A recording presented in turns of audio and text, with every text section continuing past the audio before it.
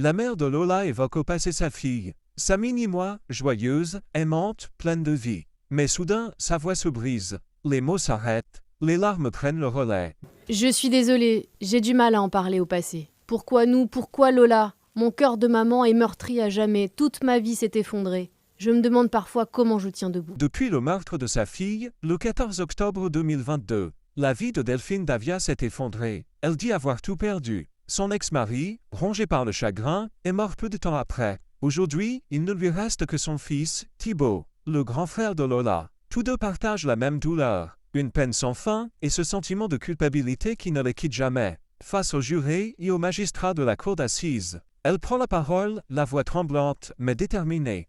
Je demande à la justice que cette chose soit enfermée toute sa vie.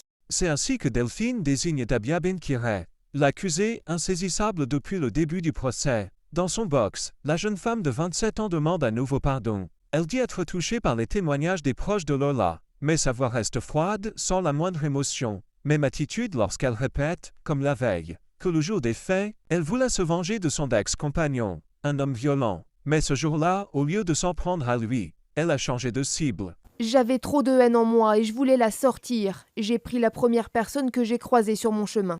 Lola, 12 ans, rentre de l'école. Selon l'accusé, la collégienne l'aurait suivie, apeurée, jusque dans les étages. Une fois à l'intérieur de l'appartement de sa sœur, celle qui l'hébergeait à l'époque, Dabia Benkireh bascule, toujours prompte à se présenter comme une victime. Elle affirme avoir fait subir à Lola les mêmes sévices que d'autres lui auraient infligés par le passé. C'est pas que je voulais la tuer, mais c'est que je voulais faire du mal à quelqu'un. Mais vu que je l'avais violée, autant la tuer.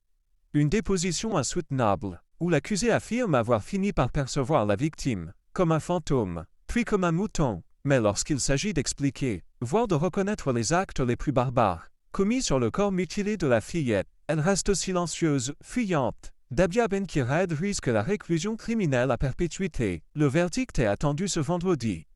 Pour ne rien manquer de ce procès et des prochains développements, abonnez-vous dès maintenant.